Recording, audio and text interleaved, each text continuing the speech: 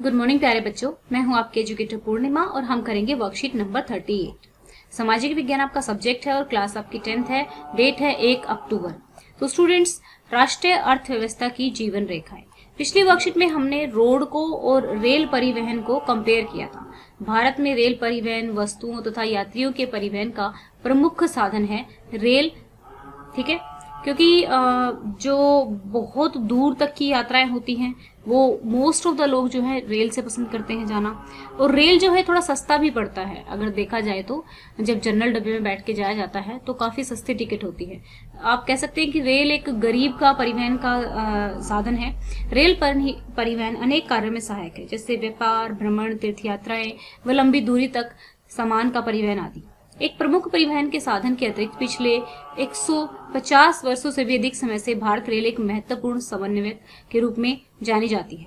भारतीय रेल देश की अर्थव्यवस्था, उद्योग एवं कृषि के तीव्र गति से विकास के लिए उत्तरदायी है। ठीक है, यानी कि देखो हुआ क्या था कि जैसे जब अंग्रेजों ने रेल बिछाने का काम किया था शुरू में, तो नेशनलिज्म भी एक कह सकते हो कि नेशनलिज्म को लेकर आने में रेल का बहुत बड़ा रोल हुआ था। ठीक है, दूसरा जो ब्रिटिश का व्यापार था उसको फैलाने में भी रेल का बहुत बड़ा रोल था, क्योंकि क्या होता था कि बहुत दूर दूर तक चीजें नहीं जा पाती थी। ठीक है ना, लेकिन जब रेल का निर्माण हो गया, रेल के लिए पटरियां बिछ गई, तो जो ब्रिटिशर्स थे अपना सामान लेकर आते थे तैयार करके अपने देश से, तो वो रेलों में भेज देते थे देश के कोने कोने तक। तो उनका जो सामान था वो काफी मतलब पहुंचता था। और फिर सब लोगों की जो थॉट्स थे कि भाई ये लोग हमें सता रहे हैं, तो वो एक नेशनलिज्म को लेके आने में भी रेल का बहुत बड़ा महत्व रहा है। ये बात याद रखना।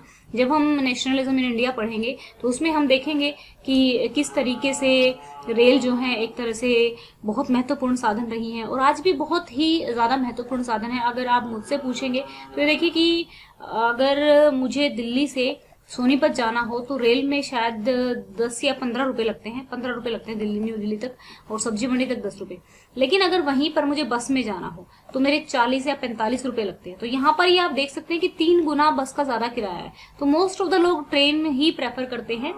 और बस मतलब ट्रेन कंफर्टेबल भी होती है, मुझे जहां तक लगता है। बस उतना मुझे कंफर्टेबल नहीं लगती, क्योंकि जो लोग अगर देखा जाए जब हम कंपैरिजन करते हैं तो जैसे जिनको अस्थमा होता है तो वो बस में नहीं ट्रेवल कर पाते हैं, रेल में ट्रेवल कर लेते हैं। बहुत लंबी दूरियां जैसे होती हैं, जैसे अभी आपको अगर महाराष्ट्र जाना है, ठीक है, मुंबई जाना है, तो आप प्रेफर करोगे कि आप अपना ट्रेन में रिजर्व करें। और बहुत बड़ा बड़ा जो भारी सामान होता है, बहुत ज्यादा बड़े, उसमें तो कहाँ पूरे देश में कौन पहुंचाता है? रेलें ही पहुंचाती है, चाहे वो तेल है, चाहे वो कच्चा माल है, बहुत सारी चीजें रेलों के थ्रू ही होती हैं।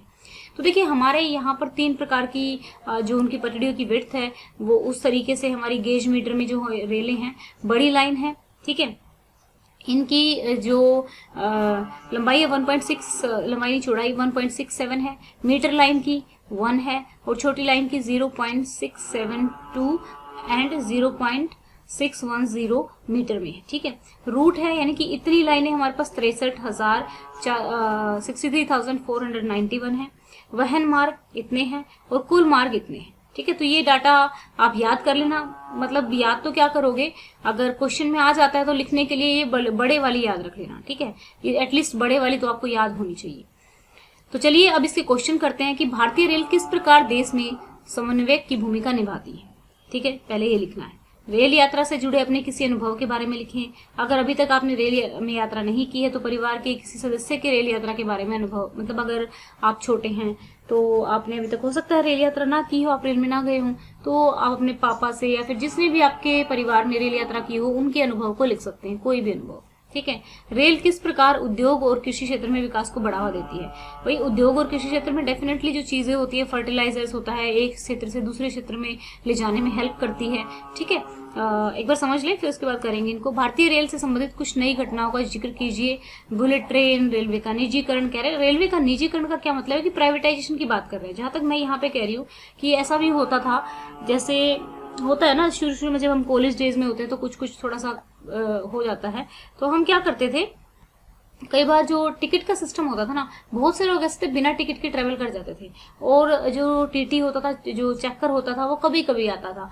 तो ये चीज अगर रेल का प्राइवेटाइजेशन हो गया, निजीकरण का मतलब है प्राइवेटाइजेशन अगर हो जाता है, तो प्राइवेट में जब चीजें होती है तो प्राइवेट का मैनेजमेंट सिस्टम बहुत गजब का होता है।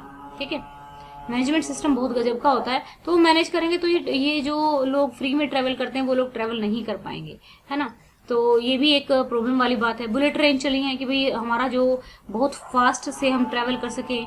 रेलवे प्लेटफॉर्म पर उपभोक्ता शुल्क, तो ये नहीं कि आप प्लेटफॉर्म पे भी खड़े होते हैं तो वहां पे भी आपको पैसे देने पड़ते हैं। तो ये कुछ नई नई चीजें हैं जिनको आपको थोड़ा थोड़ा एक्सप्लेन करना है। तो चलिए अपने लिखते हैं आंसर्स।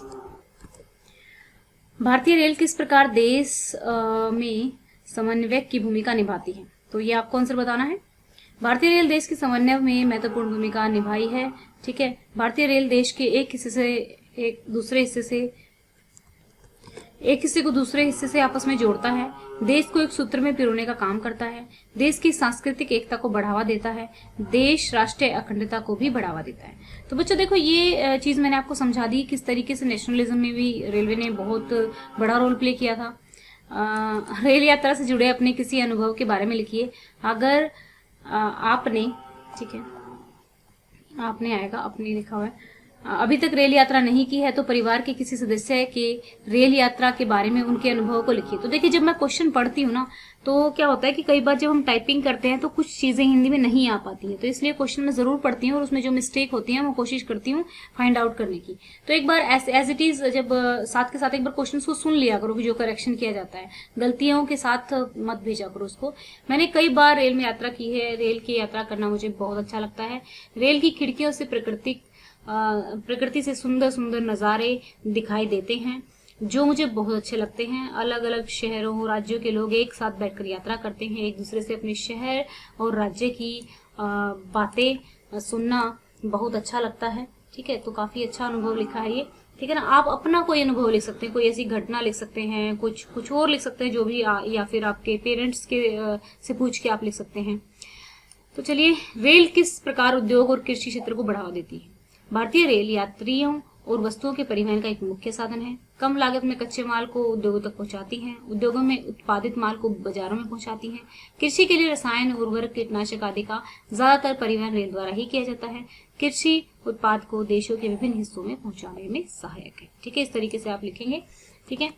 अब देखो क्या होता है कि कुछ बच्चे कहते हैं कि मैम छोटे आंसर लिखो। आप 5 की जगह 3 पॉइंट लिख लिया करो, है ना। जो आपको लगते हैं कि आप अपनी मर्जी के 3 पॉइंट लिखा करो, लेकिन मैं 5 इसलिए लिखवाती हूँ कि कम से कम आप 5 याद करोगे तो जब पेपर में जाके 3 याद रहने वाले हैं आपके, ठीक है।